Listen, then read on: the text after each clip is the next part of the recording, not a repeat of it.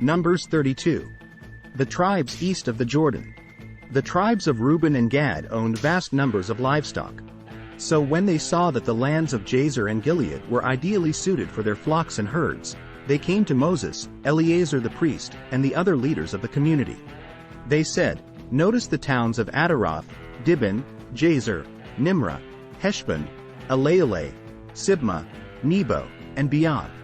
The Lord has conquered this whole area for the community of Israel, and it is ideally suited for all our livestock. If we have found favor with you, please let us have this land as our property instead of giving us land across the Jordan River. Do you intend to stay here while your brothers go across and do all the fighting?"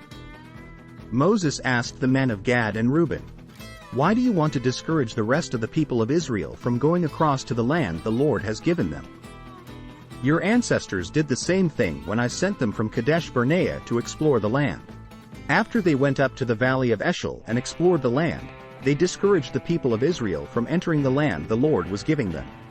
Then the Lord was very angry with them, and he vowed, 'Of all those I rescued from Egypt, no one who is 20 years old or older will ever see the land I swore to give to Abraham, Isaac, and Jacob, for they have not obeyed me wholeheartedly.' The only exceptions are Caleb son of Jephunneh the Kenizzite and Joshua son of Nun, for they have wholeheartedly followed the Lord. The Lord was angry with Israel and made them wander in the wilderness for 40 years until the entire generation that sinned in the Lord's sight had died. But here you are, a brood of sinners, doing exactly the same thing. You are making the Lord even angrier with Israel. If you turn away from him like this and he abandons them again in the wilderness, you will be responsible for destroying this entire nation." But they approached Moses and said, "We simply want to build pens for our livestock and fortified towns for our wives and children. Then we will arm ourselves and lead our fellow Israelites into battle until we have brought them safely to their land. Meanwhile, our families will stay in the fortified towns we build here, so they will be safe from any attacks by the local people. We will not return to our homes until all the people of Israel have received their portions of land. But we do not claim any of the land on the other side of the Jordan. We would rather live here on the east side and accept this as our grant of land." Then Moses said, "If you keep your word and arm yourselves for the Lord's battles, and if your troops cross the Jordan and keep fighting until the Lord has driven out his enemies, then you may return when the Lord has conquered the land. You will have fulfilled your duty to the Lord and to the rest of the people of Israel. And the land on the east side of the Jordan will be your property from the Lord. But if you fail to keep your word, then you will have sinned against the Lord, and you may be sure that your sin will find you out. Go ahead and build towns for your families and pens for your flocks, but do everything you have promised." Then the men of Gad and Reuben replied, "We, your servants, will follow your instructions exactly.